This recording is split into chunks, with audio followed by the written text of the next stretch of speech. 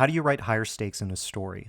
The 1985 film Back to the Future is a strong example of how a film writes higher stakes, where obstacles are introduced, creating wider gaps for the characters to overcome as they pursue their goals. So let's take a look at how the film does this. As a general story overview, the film follows teenager Marty McFly as he gets sent back in time to 1955 while using a time-traveling car. Marty's appearance in the past creates a disruption in the expected order of events, leading to his teenage dad and mom, George and Lorraine, not falling in love. So Marty tracks down a younger version of his inventor friend Doc Brown in 1955 in order to get his mom and dad back together again, while figuring out a path to energize the DeLorean car so Marty can return back to 1985. The film is written very efficiently so that there is a consistent pattern of setting up story beats and dramatic questions, then paying them off later on. Often the payoffs double as setups for later story beats. With this story construction, we as the audience walk away feeling more satisfied as the whole story feels more integrated, and we're entertained by the rhythm of tension and release created by these setups and payoffs. The filmmakers constantly raise the stakes for Marty and Doc Brown because every action leads to a reaction that brings more obstacles and complications to their paths. The stakes are high in the story because if Marty's parents don't fall in love, he and his siblings will cease to exist. Also, the entire timeline will be rewritten, causing unknown chaos in the world.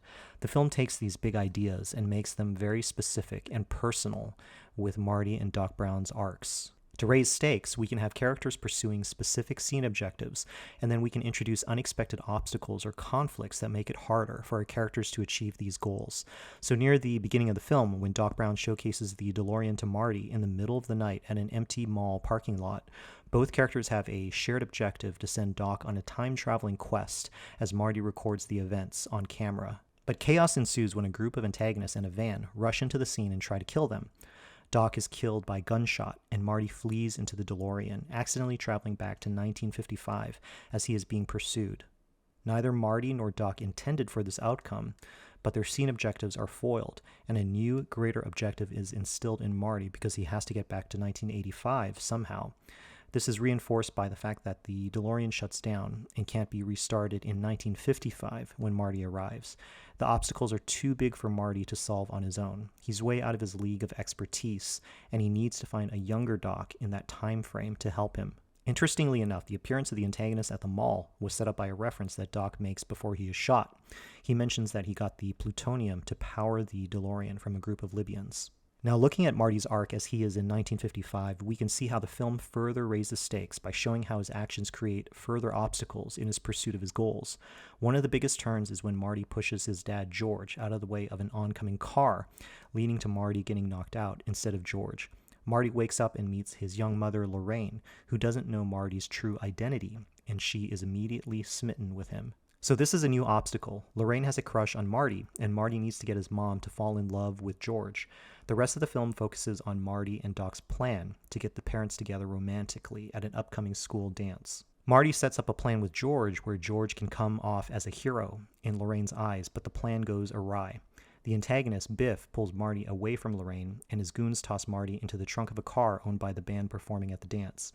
This pushes the story into higher stakes by increasing the obstacles for our protagonists. So when George opens the car door to intervene, he thinks he's going to have an easy face-off with Marty, but surprise, it's Biff who's there instead. Every scene beforehand with Biff and George has led to George getting bullied, so we don't know if he can stand up to Biff here. George does stand up to Biff, but is then pinned down by the bully. Everything seems to be lost until Biff momentarily looks away and then George knocks him out. George's triumph is so satisfying because the stakes were so high and he overcame the obstacles with an active choice. As the rest of the film plays out, the filmmakers keep putting us as the audience on edge as we constantly ask, how are Marty and Doc going to get out of this scenario? When the band leader helps Marty to get out of the car trunk, he cuts his hand. This leads to Marty taking his spot on stage, playing the guitar at the dance. This delays Marty from returning to the clock tower to regroup with Doc, and also puts him in a position where he can't do anything more to help George and Lorraine fall in love, although we eventually see them kiss.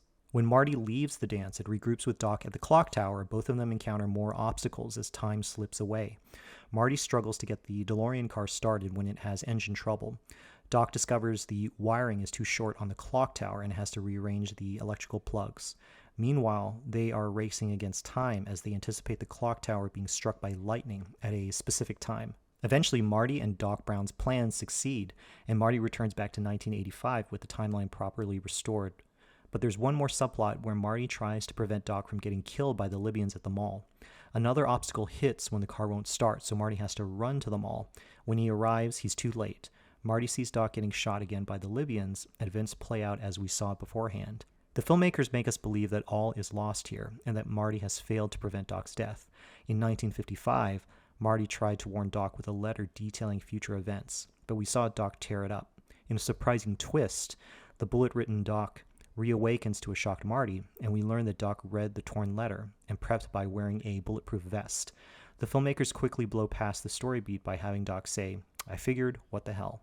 So overall, Back to the Future plays out as a well-integrated and tightly written script, where every major story beat is connected and very little is wasted. Higher stakes are convincingly experienced on an emotional level because of the clear setups and payoffs with elements of surprise thrown in. The film makes us fall in love with the characters as we want to see how they will overcome their obstacles at every turn.